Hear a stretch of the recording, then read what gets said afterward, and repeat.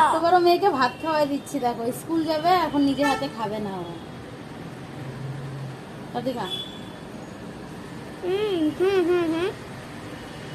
বলছে মুখটা ল্যাটাই দিছি যে ওই জন্য বলতেছে।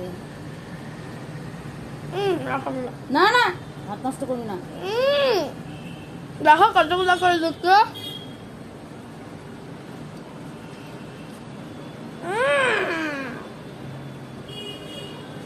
হাই বন্ধুরা, কেমন আছো?